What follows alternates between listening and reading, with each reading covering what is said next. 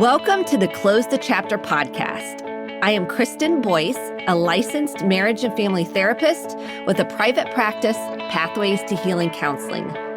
Through conversations, education, strategies, and shared stories, we will be closing the chapter on all the thoughts, feelings, people, and circumstances that don't serve you anymore and open the door to possibilities and the real you.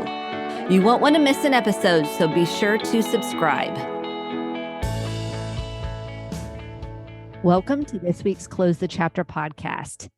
You matter, you're important, and you're loved. I need to say that out of the gate. Those are the truths that shame wants to tell us something different. And you found this podcast for a reason. Thank you. Thank you for listening. Thank you for deciding that you are worth it enough to pay attention to what you're feeling, to heal whatever is inviting you into tenderness, needing tenderness and love, that pain that lies within. You're willing to face it. So you are brave, you are courageous, and I am deeply grateful that you're here. And if you found me through someone sending you to the podcast, welcome. Welcome as part of the Close the Chapter family. You are welcome here just as you are. This is a place to come and take a deeper dive into yourself, become more self-aware, take radical ownership of your thoughts, feelings, and behaviors, and get curious about why are you the way you are. It's empowering yourself. I heard something really powerful this week. I was listening to a podcast. As a podcaster, I love podcasts. I always am growing and learning. And Terry Real, who I talked about on my last podcast, if you didn't catch that episode, I recommend you listening to that one as a precursor for today's podcast. But he said, in general, men are raised, and you might identify this, whatever gender you are, but men are raised to disconnect. And then they get in relationships. And guess what? We want connection. And women oftentimes are disempowered, so they lose their voice. And that can play out in their relationships. And this isn't gender specific all the time. It was just something that was interesting to hear, because oftentimes in therapy, I'm helping women find their voice, and men. And it doesn't matter whatever you identify as, finding your voice is transformational. It's healing and empowering. And then I love working with couples to teach them how to connect to their inner child and nurture and acknowledge themselves, and then teaching them how to connect with each other. There is no greater gift. So today I thought this was an important conversation following last week's podcast. This was my conversation with Dr. Webb on emotional neglect, childhood specifically emotional neglect, because a lot of people are like, well, my childhood was fine, feelings inside not expressed. And they don't realize that emotional wellness was essential to healthy sense of self, feeling good about yourself, and learning how to connect to others, and having the courage to step into vulnerability, which is essential for intimacy, because we want to protect against getting hurt, rejected, or abandoned. So in this week's episode, it's an encore that if you have already listened to it, I highly recommend you listen to it again, given the history of you probably listening to this podcast if you've been a longtime listener, and have a new set of ears and take it in a deeper way. If you haven't heard it, beautiful. Take it in for the first time. Explore.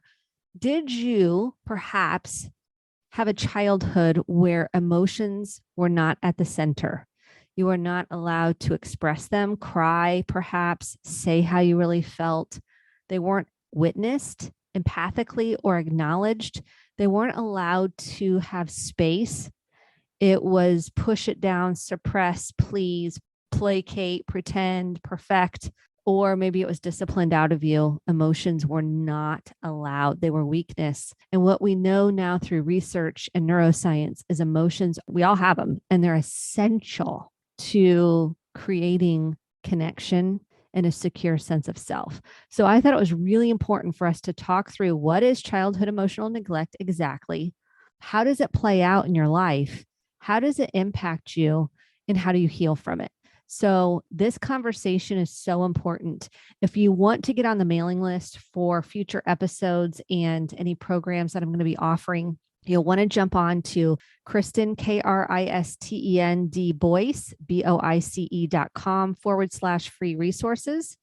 And you will get a free journal, which will help you if you have any childhood neglect to begin the healing journey. So without further ado, here is my powerful conversation with Dr. Webb.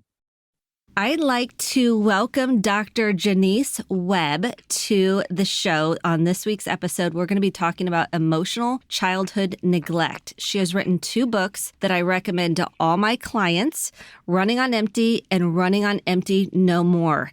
So if you have an interest in this topic, I highly recommend the books. I like the first one to kind of help you identify your own possible wounding. And then the second book is really equipping you on how to have conversations and put it more in motion on how to heal it. You can jump in here at any time. And if I'm not capturing the books correctly. You did a good job. Okay. So I thought what we'd start with is define emotional childhood neglect, because a lot of people come into therapy and they're like, I had a great childhood. Mm-hmm. So I thought we'd start with that.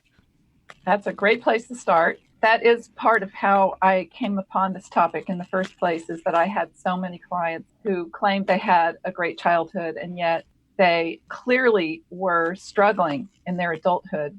And in attempting to figure out what all of these people had in common, this is how I came to the conclusion that they had all grown up in households in which their feelings were overlooked, ignored, or even discouraged. And I discovered that among all of these people, they shared really similar adulthood effects. They had actually learned as children that their emotions were useless or unwelcome or burdensome to other people. And they had successfully blocked them off, their own feelings off inside of themselves, so that they went through their lives unaware what they were feeling and unable to actually listen to or use their feelings in the way that all of us human beings are meant to do. So they're basically going through life without this incredibly valuable resource from within. And it was affecting them dramatically, like a dark cloud hanging over them their whole lives. And most of them were blaming themselves, angry at themselves for not being happier, and thinking, my parents were great. I had a reasonably good childhood. This must be my fault. So it was just this whole cycle that I saw in person after person. And that's what childhood emotional neglect is. That makes sense. And then when people come in and they say, my parents were good parents, how do you respond to that in particular when that is a piece of looking, not to blame them, but to help self-identify where the wounding might be? How do you address that? I explain to people that most childhood emotional neglect is no one's fault, because parents are not able to give what they don't have. And so if your parents grew up in households where their feelings were overlooked, they didn't learn how to name feelings, how to talk about feelings, or even topics that are important. They probably were missing all kinds of skills that they would have needed to have to give to you. So we're not looking to blame your parents. We're looking to understand what went wrong here. And you have this in common with legions of other people. I've seen it so many times in so many different people who also had good parents. And we need to just understand what you didn't get in childhood. And then that frees us up to fix it. Absolutely. What are the symptoms someone would come in with that you can pretty much off the docket tell, okay, they didn't get their emotional needs met? Most people come in saying they have either depression or anxiety or relationship or marriage problems, or, it can be all kinds of reasons that they say they're coming in. But what I see that makes me suspect emotional neglect is when I can't feel the emotions of a client. A lot of CEN people will be smiling while they talk about very difficult things. They will, if I ask them, how did you feel about that? They'll respond with an action. I left the room, for example. Or here's what I'm going to do. This just happened to me in my last session, actually. I said, how do you feel about something really big? And my client said, well, here's what I plan to do. And I said, no, no, no, no, no, back up. So there are all sorts of telltale signs that someone is removed from their own feelings. And I'm really good at spotting them at this point. I bet. As you would expect. Yes. So what are the common defense mechanisms that you find when seeing childhood emotional neglect? Focusing on facts instead of facts, events, logistics. A lot of CEN families are great at talking about the weather or the traffic or even politics, but terrible at talking about anything real that's going on in anyone's life or anything personal or anything vulnerable. So just basic avoidance, I would say, is the number one defense mechanism of the emotionally neglected. And I mentioned the smile. CEN people can just smile through anything. And I just wrote my last blog on this topic, in fact, that the smile it's physiologically, it moves you from your own feelings and actually lifts your mood, which is great. Research shows this. However, CEN people overuse that and they use it to block people out, block their feelings out. And it's just a way to say to people, I'm fine. I'm telling this horrible story, but it's all good. Ha ha. Joking is another defense. Avoiding. A lot of avoidance. Yeah. And so when you look at a family system that is notorious for not connecting to emotions, what are you going to notice in that family system? You'll notice a lot of small talk, and oftentimes people who are in a family system like this will look forward to seeing their family and expect to have the normal feelings that one would have when you see your family of origin. You expect to feel loved and feel back in the nest again. It's kind of even people from highly dysfunctional families have that. I'm sure you've noticed that in your work. It's sort of built into the human brain. It's an expectation and a want and a need to feel that with our family of origin. But CEN people will often see the trappings of a loving family, but not feel there's just something missing there. And it really is the emotional bond and the emotional awareness. If you think about it, you can't really know someone well unless you see what they feel and you're able to feel their feelings. So if people in the family aren't good at that, it leaves everyone feeling just kind of empty and bereft. And so a lot of people will leave their family function feeling like, oh, gross. They feel yucky, but they don't know why. And, usually they blame themselves. A lot of self-blame. So that is a theme that you'll see, is a lot of self-blame. There's something wrong with me. I must not be good enough. I'm defective somehow. Is that a theme you see in terms of cognitive beliefs about themselves? Yes, so often I gave it a name, the fatal flaw, which basically is not a real flaw. It's just a feeling of something's wrong with me. I'm not like other people. And if I let anyone get too close, they'll see that something is just not right with me. And it can take different personality. Like some people feel like I'm not as smart as everyone else. I'm not as good looking as everyone else. I don't really have anything useful to say. I'm boring. Those are really common ones, but it could be anything. And it keeps the CEN person is likely to keep everyone kind of at bay. The only reason they feel that way is because they're missing this really important part of themselves, which is their emotions. And when that's missing, you feel it. It feels like something's wrong. So what do you say to those people that say, I'm just going to get stuck in them? I'm so passionate about connecting to emotions, especially when because we know it lives in the body and it can get trapped in the body. What do you say when someone says, I don't want to get stuck in them? I don't want to get stuck in all the feelings. I won't be able to function. Oh, yeah. Oh, boy, do I hear that a lot. And what I say is, look, those feelings are in you. And if you're not overwhelmed by them now, you're not going to be overwhelmed by them or, debilitated by them. You're walking around with them all the time and you're not taking any control over them. So imagine what can happen if we just take them out. You start to feel them and deal with them and work through them. You're going to feel it's going to just loosen you up and lighten you up and connect you to yourself, and you're going to feel so much better. And also, I'd like to add, I've never seen a single person break down because of this process of getting in touch with your emotions. It's just not what happens. I agree wholeheartedly. I see it free people.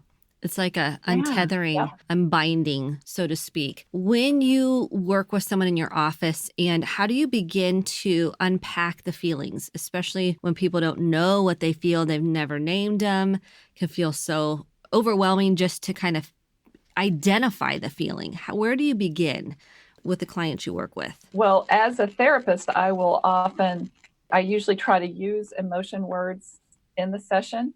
So instead of getting caught up in their relating of stories of what happened that week, I'll interrupt and say, how did you feel about that? Or I'll say, you look sad as you're telling this story. And a lot of times they'll say, what? I'm not sad. But then it gives us something to talk about, right? So just sort of making them aware when they're having a feeling, giving them the language. Once you name emotional neglect for someone, I don't know if you've discovered this in your office or experienced it, is that it frees them up to start thinking about themselves differently and thinking about their emotions differently. And then it sort of sets you on a path to be able to start getting them to use emotion words. And in the back of Running on Empty, there's a long, long list of emotion words, like hundreds. And I often ask people to use that list in between sessions. Just first of all, read through it and highlight words that just feel like you felt them before, because that starts to get people sort of connecting more and thinking more, and increases their emotion vocabulary. And then, of course, once they start to feel more, then, and it is amazing how that helps people feel more, then you can start teaching them how to use their feelings and what to do with them, which is a whole nother set of skills. It is. How did you come up with the book title? Because it resonates with so many clients. Like, yes, that's me. I'm running on empty. How did that evolve for you, that title? I'm curious. Yeah, that's a good question. I think I just thought of it one day because of the main symptom of emotional neglect, which is emptiness. And it really is because of that hole that's left in you when your emotions are blocked off too much. It really feels, a lot of people, my clients, were expressing just feeling a sort of a numbness or an emptiness, or like something was missing. And the word empty really, I think, resonates perfectly with what it feels like to be emotionally neglected and not know it. I really think you nailed it, because I think that is the feeling. They feel empty. And oftentimes people will look outside of themselves to fill that emptiness. What do you have to say about that? Either think I'll just be successful, I'll get the family, I'll get married, I'll have a kid. I mean, I'll have the perfect relationship. The list goes on. Tell me your thoughts on that. There are so many different ways to try to fill one's emptiness. And it can go all the way from what you just described, having the perfect marriage, the perfect kid and family, to, using drugs or marrying the absolute wrong person because of just needing someone, or getting addicted to, insert word here. You can drink too much, eat too much, all kinds of things can start becoming a person's way to fill themselves. But none of them will actually work, of course, because what's missing is already inside. And that's the good news. Once you start looking inside, you can reclaim it and bring it out. And then it's amazing how that works. It is. It's once you identify, I think identifying childhood emotional neglect in and of itself can go, oh, like the light bulb can turn on. And they can start discovering why they feel the way they do, not again to blame, but to create insight and understanding. When you have, so people will come in and say, yeah, I'll say, emotional childhood neglect. I'll give them the high level definition. They'll go, no, my dad did that. And I'll say, oh, so you are allowed, when you cried, they would say, it's okay to have your feelings. It's okay to let it out. That makes sense that you're sad. And they're like, oh no, they didn't do that. I don't know if you have that experience. Yes. Like, no, they didn't do any of that. So how do you explain it with two clients? You gave us a nice definition at the beginning, but how do you explain it? Because they think they got it. Sometimes they think they really got that from mom and dad. How do you dive deeper into that? It's because you can't know what you've never known, right? So you're caught in the same trap that your parents were, and it's not your fault. It makes perfect sense. The example that I give a lot is when people say, but they were at my dad came to all my Little League games, right? Well, that's nice, but that is nothing to do with emotional neglect. because the thing I try to explain to people is that a question that helps people a lot is to ask them, do you feel like your parents truly know you, the real you? And a lot of times that makes people stop and think, and they'll realize kind of not really. And then you can explain to them that if your parents weren't aware of your emotions and aren't now, they're too removed from the world of feelings, they don't have the ability to really get to know the real you, because the real you lies in your emotional self. And to take that even further, if you're removed from your emotions, it's hard for you yourself to know your real you. And that resonates with people a lot too, because CEN people are very much, it's really common for them to not know what they want and not know what they enjoy and not know what they should ask for, what they need.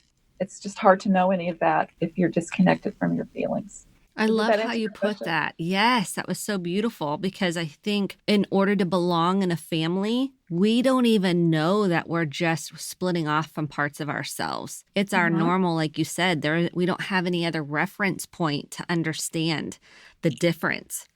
So putting it in that context. You don't even realize you're coping. Yes. You don't even know that you've pretzeled yourself into behaving or showing up in a certain way, because that's just how you did it to get your needs met. Yep. And as far as you know, every family is like, that's just how it is. Exactly. And I also hear, well, my mom was a stay-at-home mom.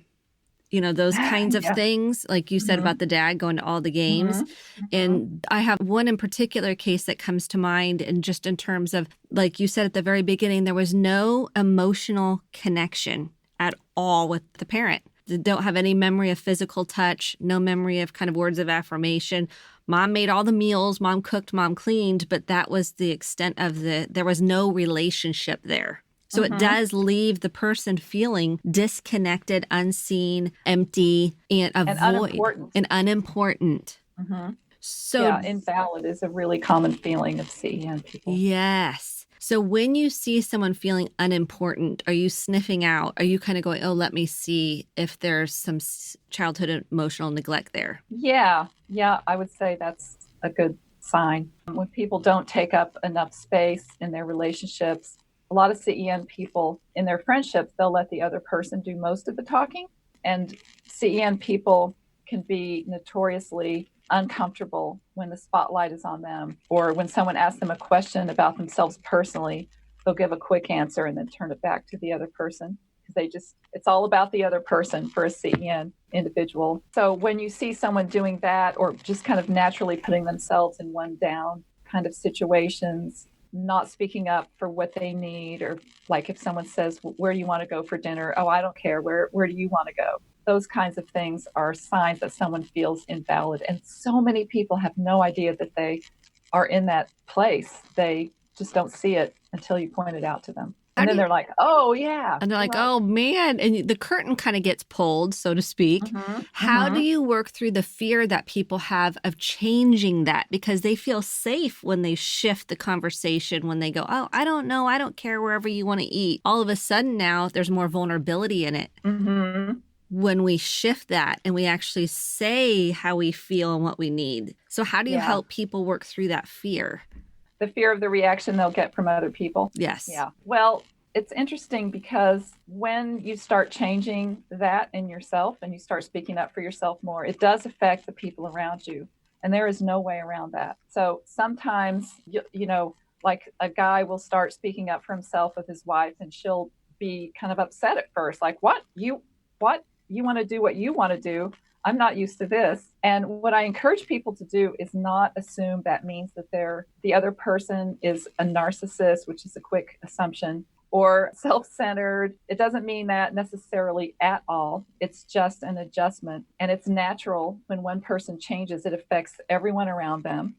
Doesn't mean that it's not important to do it and really healthy. And someone who is really in the relationship for you, whether it's a friendship, a spouse, or whatever it is, someone who's really in it for you is going to stick it out and actually start to, even if they're thrown off at first, start to appreciate that they're actually feeling you more and knowing you better, which is like relationship gold, right? And you can only have so much of that when someone's holding back all the time and not putting their true selves out. I think it's just an adjustment process. And if someone can't adjust, maybe you should think about whether this person is really in this relationship for you or not. Yes. You were going to say something else. Yeah, the other thing people can do is explain to the other person.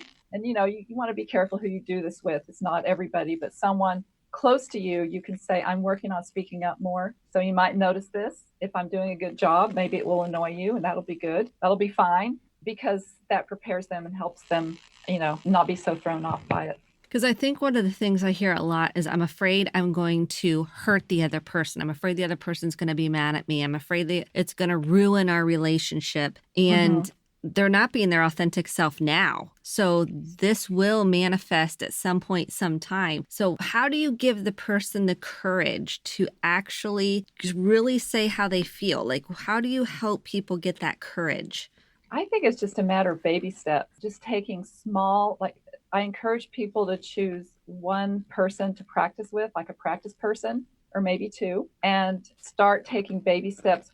First of all, explain, here's what I'm doing. Here's what I hope you're going to be seeing as I work on this. Please, help me out here. And then just start taking small steps. And if you can't tell the person in advance, that's okay. Just starting to take small steps and see what happens. But the key is to just keep taking the steps, even if you get that initial kind of ruffled feedback. Just keep taking steps, because the more you do it, the more feedback you get that tells you that you've always been wrong, that this idea you grew up with that people don't want to hear from you and don't want to know you is false, just patently false. And the more feedback you get, you can start turning that wheel the other direction. You start getting the acknowledgement that this is effective. I am feeling more connected now to these relationships than I was before, potentially. I mean, that is a potential outcome of that. Oh, yes, definitely. I think it has the ability to make a lot of difference in all sorts of relationships. Because we see this impact relationships the most with the self, and then it transcends to others. So if we're in a partnership, dating relationship, marriage, it will manifest itself. And then a parenting, we can continue generational patterns if we don't recognize childhood emotional neglect. And how does that look if we don't break the cycle? What will that look like as a parent? Someone who continues on childhood emotional neglect. What would that look like? Someone that doesn't wake up and do the work as a parent. Yeah, it just looks like focusing on your child's behavior instead of, like setting limits behaviorally maybe, but addressing whatever feelings drive the behavior. And that is why we do things, because we feel things. And so if an emotionally neglectful parent will respond to behavior, not talk to the child about feeling, not address it. And I just want to stress that being an emotionally attuned parent, which is the opposite, does not mean giving into the child's every emotion. It just means being aware and being able to talk and engage with your child about what he or she is feeling, because that also teaches the child how to manage the feelings. So emotionally neglectful parent doesn't have that knowledge or those skills, and so will just continue to pass their own blind spot down to their kids. And so that looks like focusing, like you said, on the behavior, the doing, the outcome based, as rather than the processing of real-time feelings and emotions. Because if the parent can't connect to their own feelings and emotions and tolerate them and self-regulate, they're not going to be able to handle the child's emotions and tolerate those. Right, or even know that there's anything to handle. It just seems like everything is what my child does is who my child is, right? And that's just not the way it works. Yes. And it seems like that is an epidemic to some degree. Who my child is what my child does, the grades, the sports, the performance. There does seem to be a high correlation. That's why I'm so passionate about your books and what you're doing and the work we're doing, because we can disrupt that generational patterns because they didn't know. And now we know. Exactly, especially since emotional intelligence has been shown in research to be a bigger factor in the success and happiness of an adult than intellectual intelligence. So if parents really make the commitment to educate their children about emotions and understand what they're feeling, what other people are feeling, all the skills of emotional intelligence, managing your own feelings, helping other people manage theirs, being aware of what people are feeling in social situations. If parents can teach their children that, their children will have a far better chance at success at work and happiness than, making sure that they get on the top soccer team or are on the debate team, right?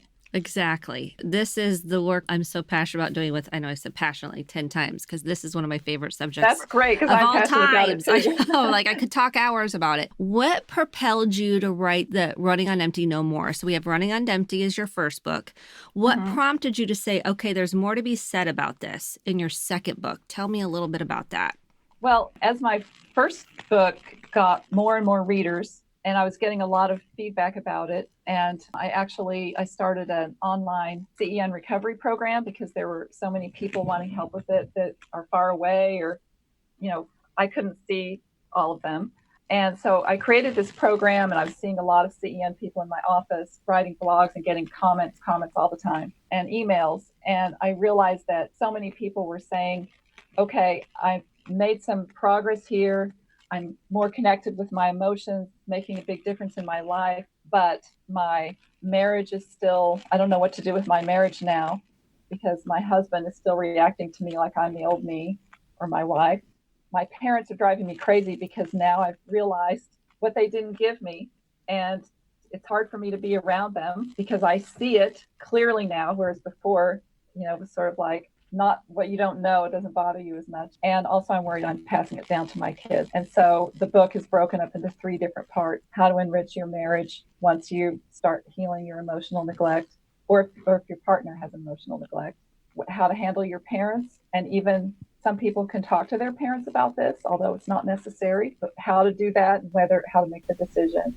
And then the third part is about how to actually emotionally enrich your relationship with your children, whether they are small, adolescent, or adults. So it's much more application, how to have these conversations, how to implement some of these changes. I like it. You give sample stories and then you give dialogue on how to go about that. What do you see as the theme in all 3 of those? We have the relationship, the marriage, then we have the parents, and then we have the kids. What do you see skill-wise that transcends all 3 of those categories that really you're passionate about equipping people with? Really being emotionally aware is just like, I can't even say how big that is, because you can definitely go through your life being unaware of the whole world of emotion. And once you start becoming aware of it, you see all this richness and, yes, complexity, but enriching complexity. And so being aware of feelings is one tremendous skill. Another is feeling valid and acting as if you matter, which is kind of the culmination of recovering from CEN. Reclaiming your feelings, starting to listen to them and use them, accepting that what you feel and what you want and what you need is important enough to express, are all ways of taking up more space in the world. And that can be helpful in your marriage. And it's really important for your kids to see it as you're raising them, or even afterwards. And with parents, I think recognizing that they couldn't give you what they didn't have, but also realizing that affects you on a very deep and personal level, and that you have to honor yourself and your feeling and not feel like you have to constantly act like everything is fine with your parents, because that's selling yourself out again and not acting as if you matter. So it's sort of that balance. That's beautiful. Have you ever had to recommend the client you're working with no longer have a relationship with the parents? I have, yes. That is usually abusive parents. And sometimes emotional neglect can go to a point. We're talking a lot today about people that grew up in families that were intact and fine, and yet this one piece was missing. But there's a whole world also of people who grew up with, addicted parents or severely dysfunctional. Have you had to not recommend, but really worked on maybe grieving that I'm going to have to part ways with my parents? It's too toxic. Oh, yes.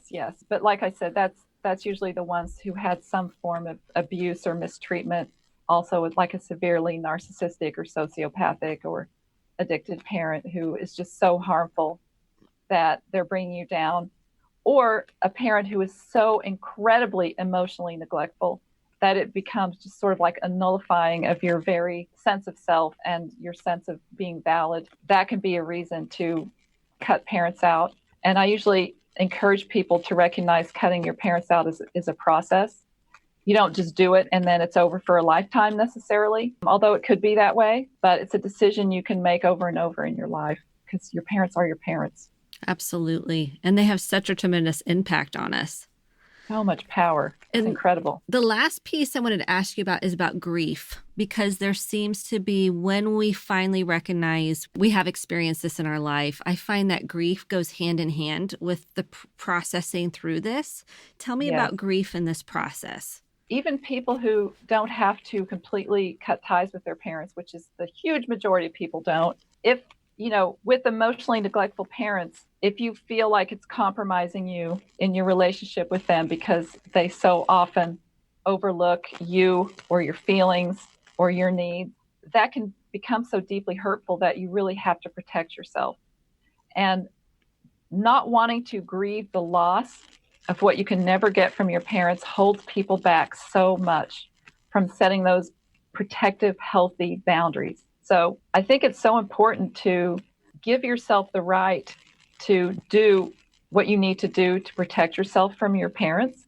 And once you do that, then you have to grieve what they couldn't give you and what will probably never be. That is, I'm sure you find this too in your practice. It's so hard to get people to a point where they're willing to face that grief, but it's essential. It's just part of letting go and protecting yourself. And it's part, there's grief built into every transition in life, even really good, healthy ones. So it's a hard one. I wish I had like an easy answer for that, but I sure don't. Absolutely. I think that is one of the most important pieces to the healing process. And then it comes in waves. It's the grief burst that we talk about. Like 1 minute I was fine. Then I spent the day with my parents and I was right back where I was when I was 5 years old. I thought I worked through this. I go, oh yeah, that makes sense that you felt that way. All those feelings came back up in real time. That makes so much sense. And it's okay to feel that way. I try to acknowledge, yeah, that was hard. And I'm sure that all those feelings did come up, and it doesn't mean anything's wrong with you, because that narrative, that shame wants to pop up and tell us, something's wrong with me. Why do I feel like this? I should be over this by now.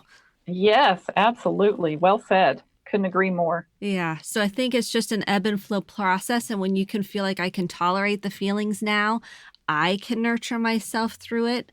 I can be, have some self-compassion. I can be kind to myself, and I can say, I can handle this. I feel like that's the skill set we're trying to really work on, so they can now become what their parents weren't able to give them. They can do it for themselves. Yes, exactly.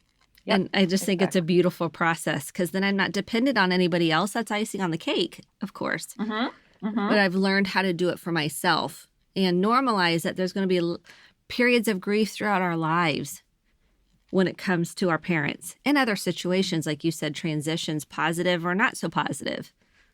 Yeah, exactly. Yeah. Life is full of grief, unfortunately. Absolutely. Is there anything else you want to share that we didn't cover in terms of childhood emotional neglect that was important that we didn't touch on? I think the most important thing I want people to know is that it sounds so negative, childhood emotional neglect, but it's actually a very hopeful thing, because it not only names what's been missing all these years for you, it also offers a very clear path forward, and it's very healable. And so that is the great news. It's really just a series of abilities and awarenesses and skills that you didn't get as a kid, and adults can absolutely get all of that.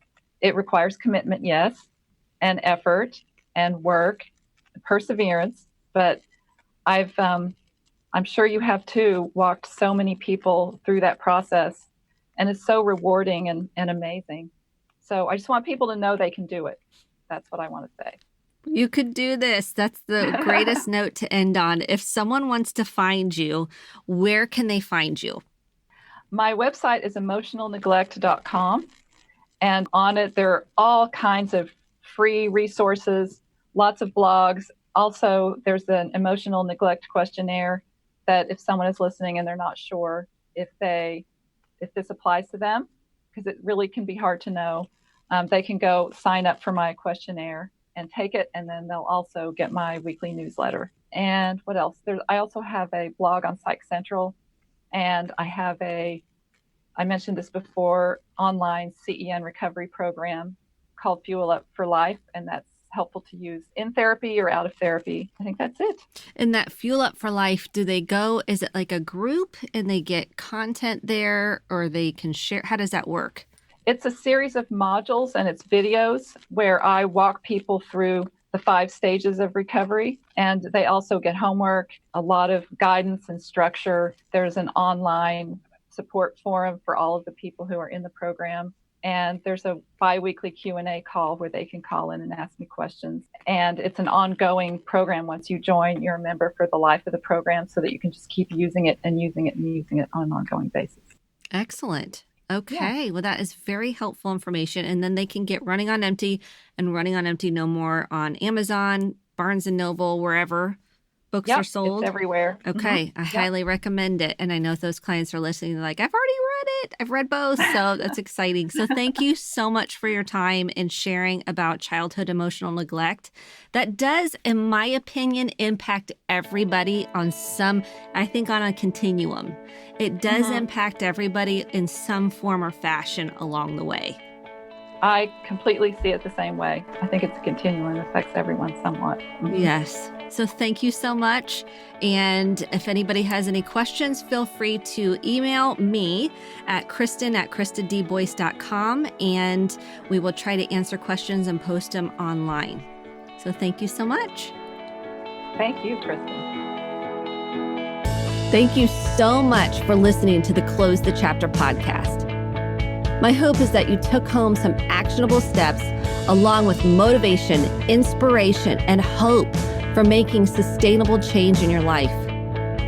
If you enjoyed this episode, click the subscribe button to be sure to get the updated episodes every week, and share with a friend or a family member. For more information about how to get connected, visit Kristen, KRISTEN, Boyce, BOICE.com. Thanks, and have a great day.